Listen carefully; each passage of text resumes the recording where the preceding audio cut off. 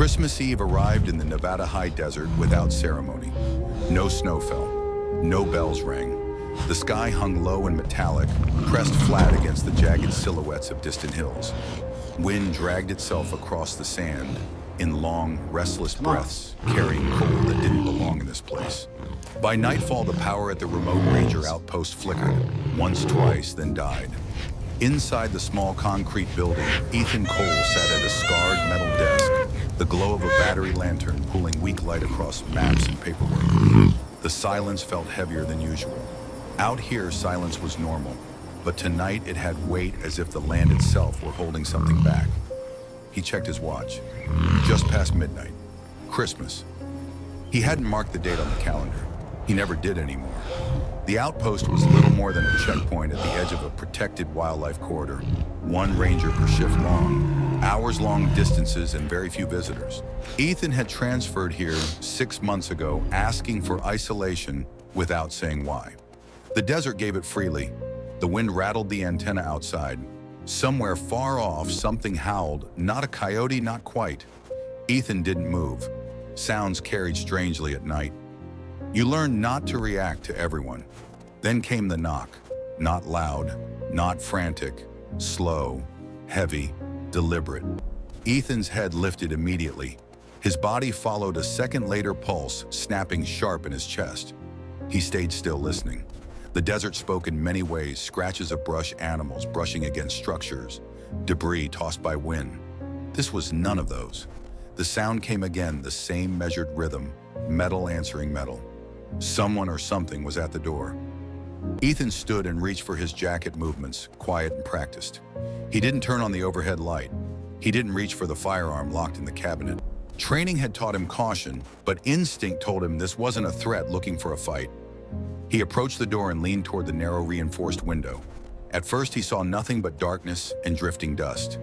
Then the shape shifted, low to the ground, broad, massive. His breath caught. The knock came again, softer this time, as if strength were running out. Ethan's mind raced through possibilities: injured hiker, livestock, something dragged in by the storm. None of them fit what his eyes were trying to understand. He slid the outer latch just enough to crack the door open, letting a blade of cold air slice across his face. What stood outside was not human. A lioness filled the doorway, her tawny coat dulled by grime and old blood. One foreleg trembled visibly beneath her weight. Her belly hung low and heavy, unmistakable. Even in the dim light, she was pregnant far along her body, strained to its limit. She did not growl. She did not bare her teeth. She stood inches from the threshold, head lowered, sides, heaving eyes fixed on Ethan with a steadiness that stripped the moment of fear and left something far more unsettling in its place. Awareness. Ethan's instinct screamed at him to close the door. Every policy he'd memorized, every warning sign posted across the reserve, every lesson drilled into him from day one existed for moments like this. A lion was not a neighbor. It was a force of nature. But the lioness did not act like one. She waited.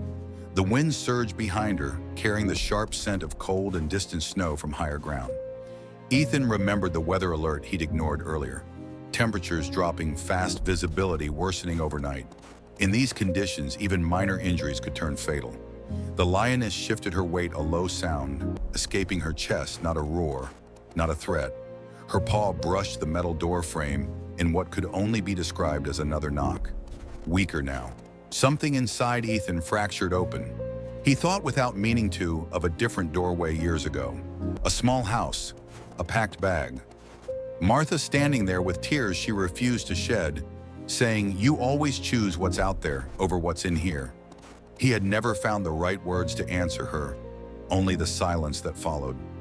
Now the silence pressed in again, demanding a choice. Ethan didn't open the door wide.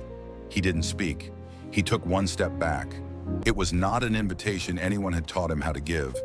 It was a decision made without language, without justification, in the deepest hour of a night meant for miracles.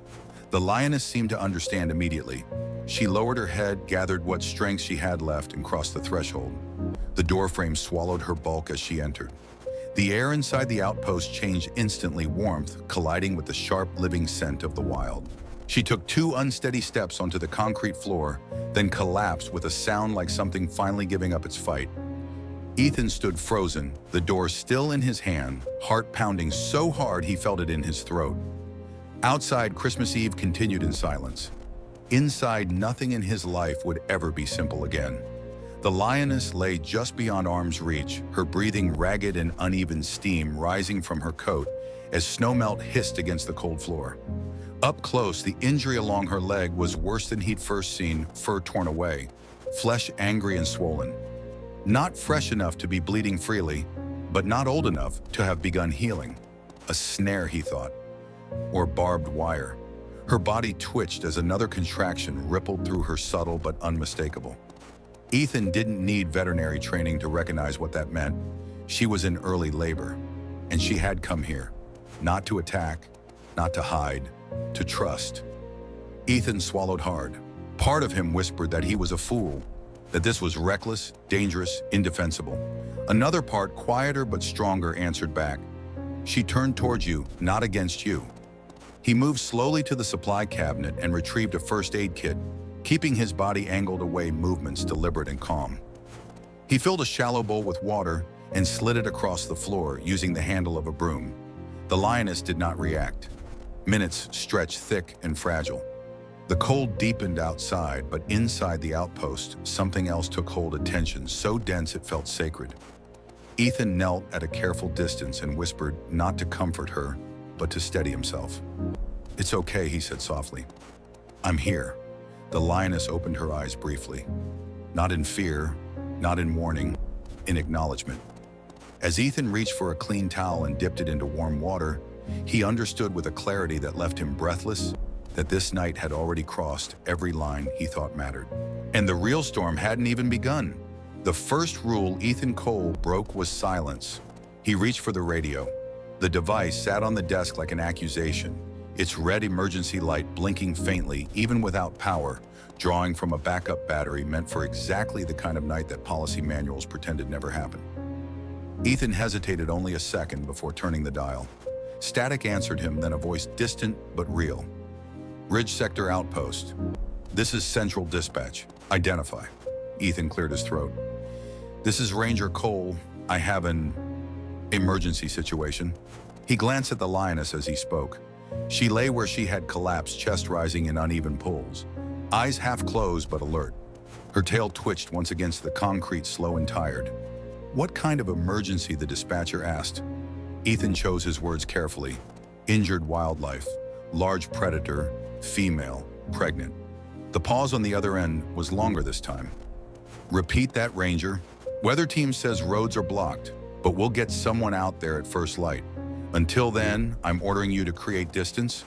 Before Ethan could respond, Lila's voice cut in calm, but unmistakably firm. "Supervisor Reynolds, with respect, that lioness will not survive relocation in her current condition. Stress alone could cause uterine rupture.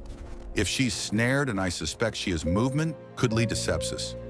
Forcing her out now would be a death sentence." Silence.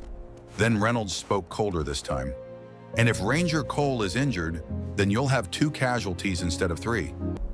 Lila replied, "This is about minimizing loss." Ethan didn't speak. He didn't need to. The choice had already settled in his chest, heavy and unmovable. The radio crackled once more. "Fine," Reynolds said tightly. "But this is on record. You are acting against direct instruction." "Understood," Ethan said. The channel went quiet. Ethan knelt again, careful to stay within Lila's guidance. The lioness's breathing had changed, shorter pulls now, more frequent.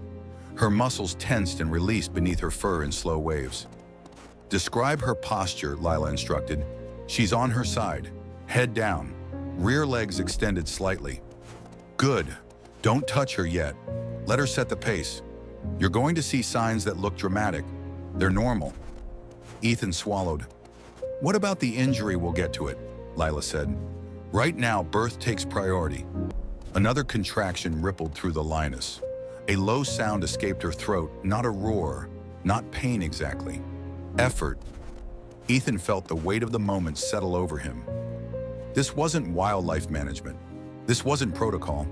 This was life pressing forward in the wrong place at the wrong time, demanding witness. Ranger Cole Lila said softly, "I need you calm. Your voice matters more than you realize." Ethan nodded even though she couldn't see him. "I'm here," he said aloud, the words meant for both of them. He filled another bowl with water and slid it closer. The lioness sniffed, then drank weakly, spilling more than she swallowed. "She trusts you," Lila said. "That doesn't mean she won't react if she feels threatened. Keep your movements slow, predictable." The radio hissed as the storm intensified outside. Wind slammed against the building, rattling the door she had knocked on hours earlier. Ethan moved to the heater and adjusted it carefully, watching the temperature gauge. Too much heat could be dangerous. Too little would be worse. "What if something goes wrong?" he asked quietly. "Then we handle it," Lila replied. One moment at a time.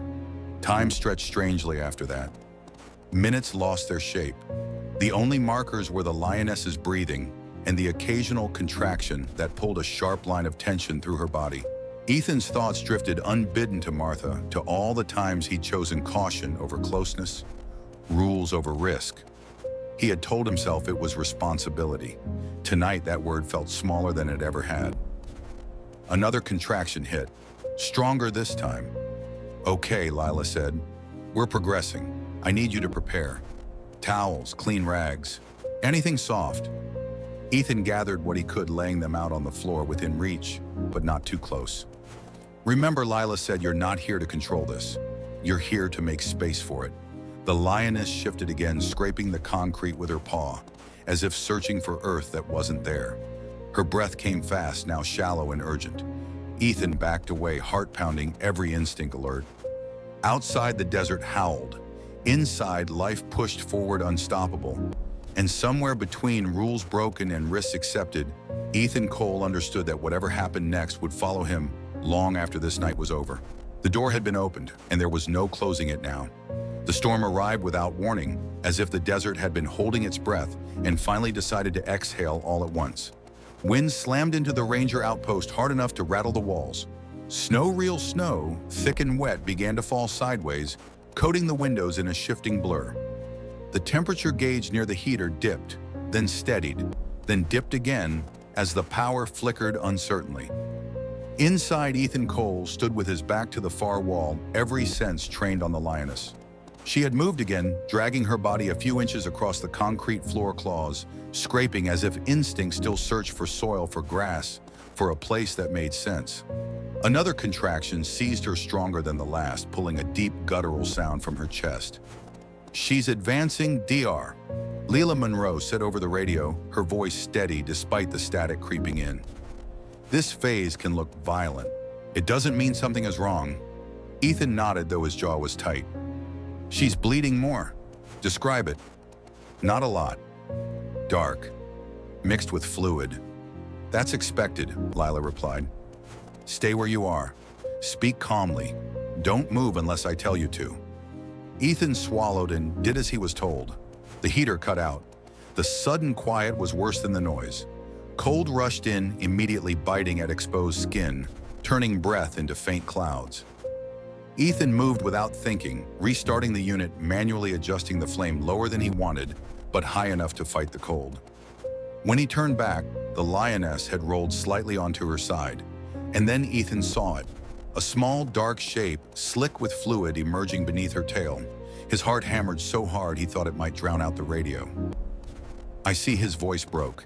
He steadied himself. "I see the cub." "All right," Lila said. "You're doing fine. Let her work." The lioness strained again, muscles rippling beneath her coat. A sharp cry tore from her throat, raw and unfiltered, cutting straight through Ethan's chest. He pressed himself farther back against the wall, hands open and visible, fighting the instinct to rush forward. The cub slipped free. For a moment, everything stopped. The newborn lay still on the concrete, impossibly small against the vast body of its mother. Its fur was dark and matted chest unmoving. Ethan held his breath. The lioness turned immediately, lowering her massive head with surprising gentleness. She nudged the cub with her nose, then licked it in long, deliberate strokes. Seconds stretched thin, then a twitch, a faint kick. The cub let out a thin, wet sound, more breath than cry. Ethan exhaled shakily, his knees threatening to give way. "One is alive," he whispered. "I know," Lila said softly. "Let her finish." The lioness continued cleaning the cub, her movements slowing as exhaustion washed over her. Ethan thought foolishly that maybe it was over. It wasn't. The lioness's breathing changed again, ragged, uneven. She shifted, trying to rise, then collapsed back down with a heavy thud. Another contraction seized her, harsher than any before. Ethan felt a cold dread bloom in his chest. "She's still laboring," he said, "but nothing's coming." There was a pause on the radio, longer than Ethan liked. "Okay," Layla said carefully. "That means the second cub may be malpositioned. This is where it gets dangerous." Ethan's hands clenched into fists. "What do I do?" "You listen." "Exactly." Another contraction racked the lioness's body. She cried out again, louder this time, her claws scraping against the concrete. The cub, already born, squeaked weakly, pressing itself closer to her belly. "She's losing strength," Ethan said. "I know," Layla replied. "Ranger Cole, if this cub stays stuck too long, neither will survive. I need you to prepare to intervene, but only if absolutely necessary." The word intervene echoed in Ethan's mind like a warning bell. "Tell me how," he said. "First," Lila said, "you must understand, this is not a rescue. This is assistance. Minimal. Controlled. She must remain in control." The storm howled outside the building, groaning as if protesting the impossibility of what was happening inside it. Another contraction, stronger, desperate. Ethan could see it now, the second cub partially visible, but not advancing. "She's trying," he said, his voice tight. "She can't," "I know," Lila said. "Okay, listen to me. Do not approach her head. Stay low. Speak before you move." Ethan swallowed hard. His legs felt heavy, but he forced them to carry him a few steps closer, stopping well short of her reach.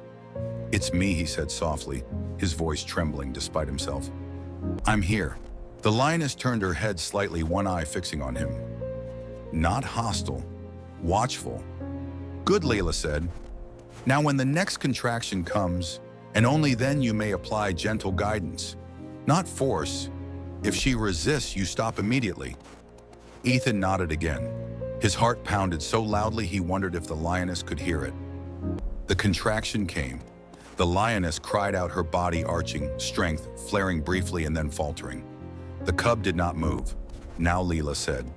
Ethan moved. He stayed low, every motion slow and deliberate. He used a clean towel, just as Lila instructed, approaching from behind, careful to remain within her line of sight. The lioness tensed, muscles coiling. "It's okay," Ethan whispered. "Just helping." He did exactly what Lila said, no more, no less. Gentle guidance timed with the lioness's effort, supporting rather than pulling. For a terrifying second, nothing happened. Then the cub shifted. Another contraction hit, and this time the cub slid free into Ethan's towel, heavier than he expected, limp and silent. Ethan's breath caught painfully in his chest. "It's not moving," he said, panic creeping into his voice. "All right," Lila said, her tone changing instantly. "You have seconds. Clear the airway. Stimulate." Ethan didn't think. He acted. He wiped fluid from the cub's nose and mouth, rubbing its small body firmly but carefully with the towel. He tilted its head slightly, just as instructed. "Come on," he whispered, his voice breaking. "Come on." Nothing. The lioness watched him utterly still, her eyes never leaving the cub in his hands. There was no aggression in her gaze, only an unbearable intensity. Ethan rubbed harder, fear flooding his chest. "Please." A sound burst from the cub, then thin, sharp, unmistakable. A breath, then another. The cub shuddered, limbs twitching weakly. Ethan let out a sob he didn't realize he'd been holding back. "It's breathing," he said hoarsely. "Bring it to her," Lila said quickly, slowly. Ethan lowered the cub onto the floor beside the lioness, retreating immediately. She moved with sudden urgency, pulling the cub to her chest, licking it with fierce devotion. The first cub pressed closer, tiny bodies finding warmth against her side. The room fell into a stunned, fragile quiet.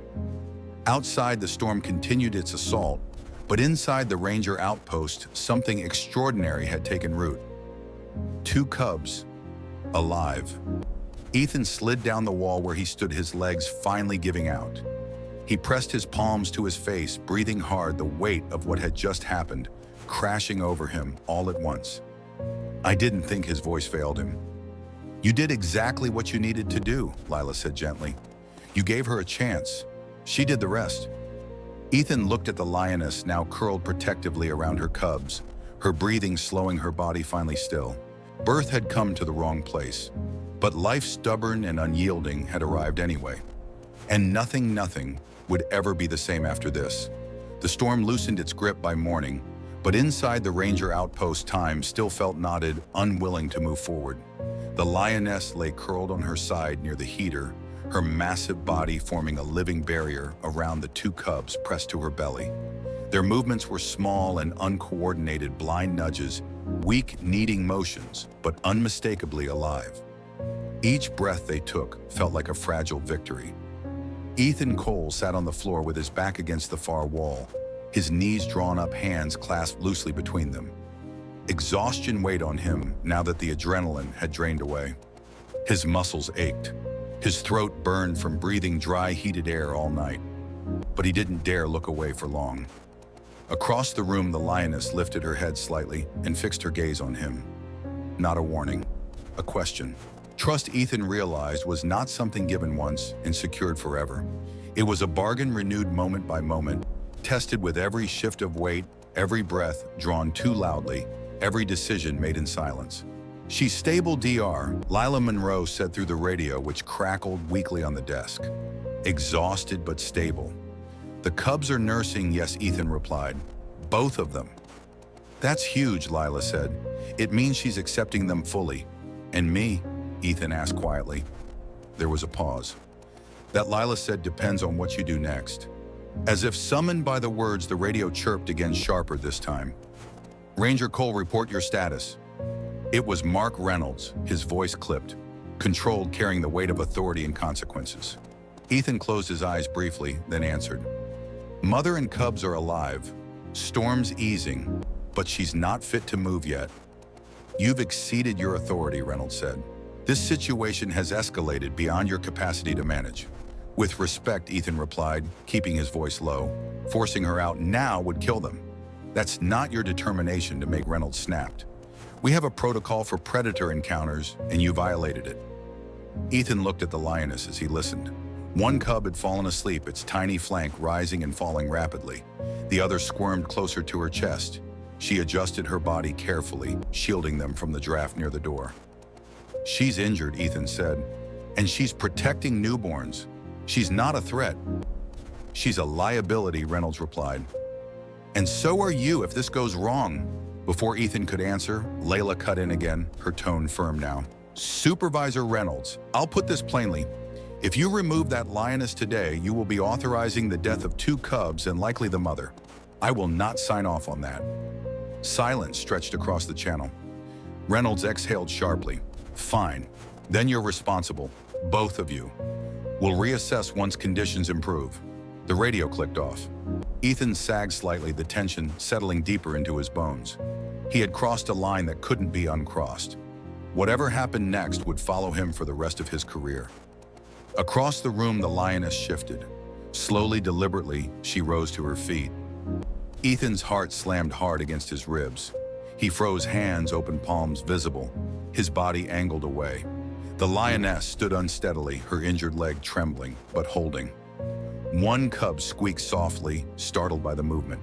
She turned not toward Ethan, but toward the door. For one breathless second, he thought she was leaving. Instead, she stepped forward and planted herself directly in front of it. Her body blocked the exit completely. Her tail flicked once. She lowered her head and looked back at Ethan over her shoulder. A warning, a boundary. She doesn't want you opening that door, Lila said quietly over the radio. I can see that, Ethan replied, barely above a whisper. The lioness stood there for a long moment, muscles tight, ears rotating toward every sound outside. Then, satisfied, she returned to the heater and lay down again, pulling the cubs close. Ethan let out a slow breath. She wasn't asking him to save her. She was asking him not to betray her. The hours that followed were some of the longest of Ethan's life. He moved only when necessary, adjusting the heater in small increments, refilling the water bowl, checking the bandage on her leg when she allowed it. Each approach was preceded by a pause, a soft word, a visible lowering of his body. Each time she watched him carefully, each time she let him pass. By afternoon, light filtered weakly through the frost-streaked windows. The storm outside had broken, leaving the desert hushed and pale, as if the land itself were stunned by what had happened overnight. Ethan knelt a few feet away and carefully cleaned the wound along the lioness's leg, guided by Lila's calm instructions. The swelling had gone down slightly. Infection hadn't set in. It wasn't healed, but it was healing. "You did good," Lila said. "Both of you." The lioness flicked an ear as if acknowledging the sound of her voice through the radio. As evening approached, Ethan noticed something else. The lioness was stronger. She rose again, steadier this time, repositioning the cubs with deliberate care. She tested her injured leg, shifting weight back and forth. Her eyes drifted toward the window, toward the stretch of open land beyond the outpost. "She's thinking about leaving," Ethan said. "Yes," Lila replied, "but not yet." Ethan nodded. He understood now. This had never been about shelter. It had been about time. Time to give birth. Time to heal. Time to gather strength. As night fell again, Ethan prepared for what came next. He packed supplies quietly, cleared a path to the door, made sure nothing would obstruct her when the moment came. He sat back down near the wall, fatigue dragging at him, and waited. Sometime after midnight, the lioness rose one final time. She nudged each cub, gently urging them upright. Their legs wobbled, barely holding them, but they followed her instinctively. She walked toward the door and stopped. Then slowly she turned her head and looked at Ethan. The look held no fear, no plea, only recognition. Ethan stood and stepped aside, opening the door wide without speaking. Cold desert air rushed in sharp and clean. The lioness hesitated only a second, then stepped forward, the cubs tumbling after her. At the threshold, she paused once more. Their eyes met. It wasn't gratitude. It wasn't farewell. It was acknowledgement of a bargain kept. Then she was gone, her shape dissolving into the pale desert night, the cubs following close behind. Ethan stood in the open doorway. Long after they disappeared, the outpost suddenly vast and empty behind him. Trust, he realized, wasn't about control. It was about knowing when to hold the door and when to let go. Winter loosened its grip slowly that year. The desert never rushed anything. Not storms, not healing, not memory.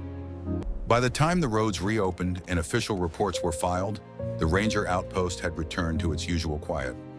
The heater hummed. The door bore no sign of the night it had once held back a lioness and 2 newborn lives. On paper, nothing remarkable had happened. Ethan Cole made sure of that. He wrote what he had to: weather conditions, delayed response times, injured wildlife observed and later relocated. No names, no details that would invite questions no one wanted to answer. Mark Reynolds signed off with visible irritation, but no further comment. Dr. Lila Monroe called once more, not as a professional obligation, but as a human one. "You did the right thing," she said. Ethan hadn't answered right away. He wasn't sure there was a right thing anymore. Only choices and the weight they left behind. Life moved on. Weeks passed, then months. Tracks appeared occasionally near the northern canyon, one large set, 2 smaller ones beside it. Ethan logged them without comment. He never followed them. Whatever bargain had been made that night did not require proof. Then came the fall. It happened on a routine patrol, the kind that never made headlines. Loose gravel, a misjudged step. The ground gave way beneath his boot, and suddenly Ethan was sliding, then falling, then landing hard in a narrow ravine that swallowed sound. Pain exploded up his leg, white-hot and unforgiving. He tried the radio. Static. The sun dipped, low shadows stretching long and cold. Ethan lay back against the rock, breath shallow, every movement a negotiation with agony. He knew the rules. Stay awake, stay warm, conserve energy. Still, fear crept in. Hours passed. The desert cooled. The sky darkened. And then he heard it. Low, rhythmic, deliberate. A sound that did not belong to the wind. Ethan lifted his head slowly, disbelief tightening his chest.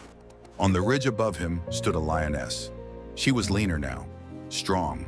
Her coat caught the last light of dusk, and beside her, just behind 2 young lions, hovered no longer cubs but not yet fully grown. They watched him with bright, curious eyes. The The lioness did not approach. She did not threaten. She lifted her head and roared. Once, then again. Not a hunting call. Not a warning. A signal. Ethan's vision blurred, not from pain this time.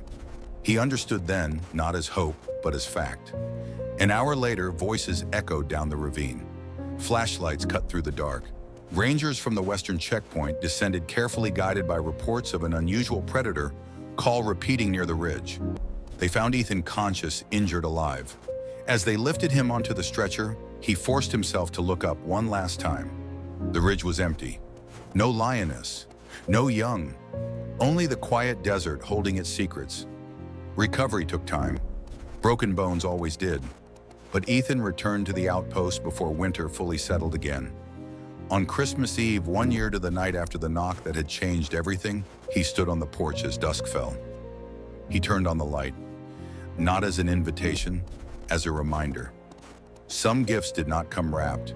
Some miracles did not ask to be believed. They arrived quietly, stayed just long enough, and left behind something that never quite went away. Trust, mercy. The knowledge that kindness, once given freely, had a way of finding its way back. The desert wind moved softly through the canyon, and Ethan Cole went back inside, closing the door gently behind him. The light remained on. Some stories stay with us, not because they are loud or dramatic, but because they touch something quiet and deeply human inside us. This is one of those stories. At its heart, this story is not really about a ranger or a lioness, or even a miracle that happened on Christmas Eve. It is about choice. The kind of choice that arrives without warning, without instructions, and without the comfort of certainty. Ethan Cole did not wake up that night planning to be brave. He was tired alone and bound by rules designed to keep the world orderly and safe. And yet, when faced with a wounded mother at his door, he chose compassion over convenience, presence over policy, and trust over fear. The lioness did not ask for saving. She asked for space. Space to give life. Space to heal, space to be seen not as a threat but as a mother. In offering that space, Ethan learned a lesson many of us forget. Kindness does not always mean control. Sometimes it means stepping back, staying still, and allowing something greater than ourselves to unfold. What makes this story powerful is not the miracle of two cubs born in the wrong place, but the quiet bond that formed in the silence that followed. Trust crossed a boundary that nature and society tell us should never be crossed, and that trust was remembered. When Ethan later lay broken and alone in the desert, it returned to him not with words but with action. Mercy came back, wearing the face of the wild. This story reminds us that compassion is never wasted, that even when no one is watching, even when the world may never know what we chose, those choices shape us. They ripple outward in ways we cannot predict. Sometimes they even find their way back. If this story moved you, if it reminded you of the power of empathy, courage, and quiet kindness, then you are exactly why Animal Hearts Club exists. We share these stories to remind ourselves that the bond between humans and animals is deeper than fear, stronger than rules, and rich with meaning. Please take a moment to subscribe to Animal Hearts Club and support the channel. Your support helps us continue bringing you heartfelt stories about animals, humanity, and the moments that change us forever. More powerful stories are coming, and we can't wait to share them with you.